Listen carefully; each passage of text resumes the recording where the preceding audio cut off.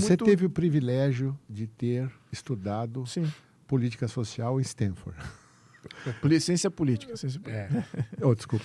Ciência política. Lá em Brasília, eu acho que... Qual outro deputado ou senador você enxerga que tem uma boa bagagem de conhecimento teórico que é capaz de, com esses conhecimentos, ter uma visão correta assim, e juntamente com isso, ter uma inclinação boa? Porque daí são duas coisas, né? Se o cara tem um monte de conhecimento, mas a inclinação dele é egoísta, também danou, né? Era melhor que ele não tivesse, né? São duas coisas que tem que andar juntas. Quer dizer, aonde a gente enxerga? Olha, tem alguns deputados que você atinge um nível de compreensão bom, que eu não sei se eles já sintetizaram, porque talvez não era necessário para eles se elegerem. Eles se elegeram por causa de um grupo de identidade, ou uma classe social, ou algum grupo de interesse empresarial, colocou o cara lá. Então ele nunca precisou fazer um diagnóstico para fazer proselitismo disso, né? Falando, olha a minha visão, olha o que eu acho. Tá? Então mas às vezes eles têm, às vezes eles sabem disso, já viveram e concordariam com os diagnósticos que eu faço, né? Tem alguns. Eu acho que eu tive mais boas conversas, talvez com os líderes partidários, eu tive com alguns líderes de partido mesmo, que estão lá já há 30 anos, que aí já viram... Pode falar nome? Não, eu prefiro deixar assim. Tá bom. Já viram a coisa ir para cima e para baixo, passaram por Mas há constituinte. Esperança de consciência tem. A consciência existe. O que não existe é o incentivo. O que não existe é o incentivo para eles fazerem, concordo com essa visão, vamos consertar o Brasil de acordo com isso aí. Não tem incentivo para isso. Por que não tem incentivo? Porque a população é ignorante disso. A base que os coloca lá é a população. População que vota, que valida, etc. Então, a população não tem a massa crítica, e eu não espero nunca ter. Eu acho que as conversas que eu tenho de análise, etc., não é todo mundo que se entretém com isso. Né? A política se tornou mais...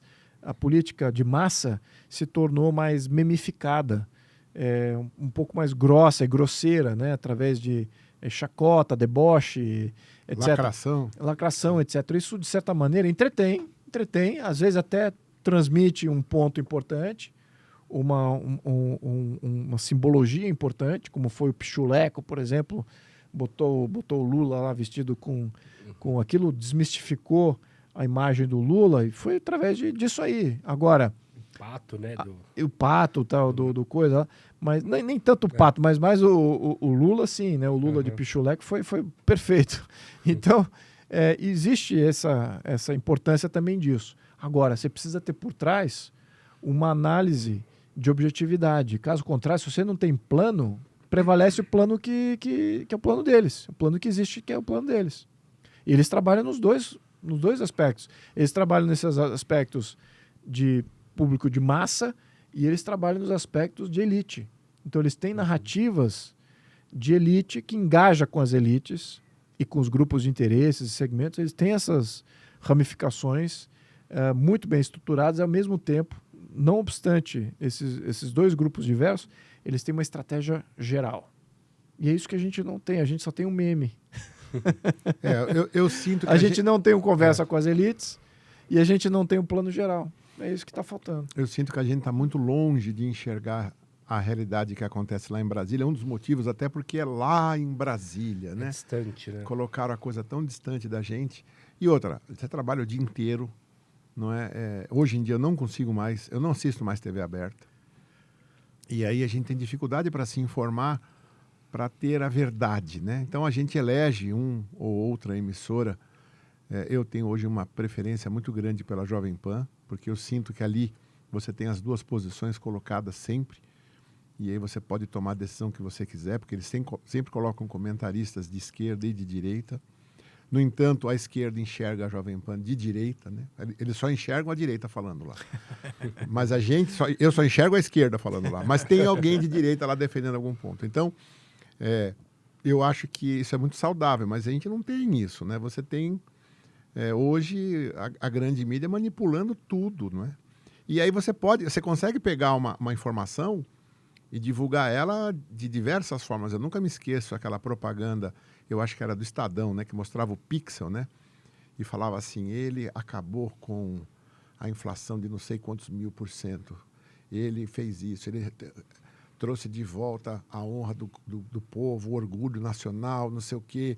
Ele aumentou a indústria, não sei o que lá, parará, e faz assim, Hitler. Você lembra disso? Ou seja, eu posso falar qualquer notícia com o viés que eu quiser, né? E eu transmito o que eu quero que o outro lado sinta, né? E o jornalismo hoje virou muito isso, né? Ou eles omitem as notícias boas, ou eles exacerbam os pelos, porque não tem governo perfeito. Sempre vai ter problema. E aí, a serviço aí do socialismo globalista... O socialismo sempre... O socialismo ele é predicado em controle. Ele não é predicado em laissez-faire. Ele é de controle. Então, quando você tem uma ideologia toda voltada, uma estratégia, um objetivo voltado ao controle, então você quer entender quem que você está controlando, como é que a sociedade funciona. A sociologia veio para controlar a sociedade, não veio para esclarecer e libertar o indivíduo. Não, ela veio para controlar, saber como segmentar, como influenciar, como dirigir. Então, o socialismo ele é predicado, por isso que ele é muito poderoso do ponto de vista dos grupos de interesse. Porque os grupos de interesse também querem controle. Eles não querem deixar a coisa livre, competitiva, aberta, a todo mundo entrar e lá tirar o seu quinhão. Eles querem controlar e ganhar tudo, maximizar os seus retornos. Então, são simbioses que a gente começa a ver quando você começa a entender o jogo político num aspecto muito mais elevado, né? Como é que esses grupos de interesse interagem. Né? Então, enfim, eles têm tudo para ganhar, porque o ser humano também tem. O ser humano tem essas duas coisas dentro dele. Ele tem o lado de controle, né? A questão de você querer controlar o meio ambiente, querer controlar a sua vida, querer controlar o seu destino. Isso faz parte de um aspecto natural do ser humano. E quando que isso quando que você abre mão disso? É raro que você abre mão, não, eu vou abrir mão do controle, eu vou deixar a coisa aí. Mesmo como ser humano, isso é difícil fazer esse exercício.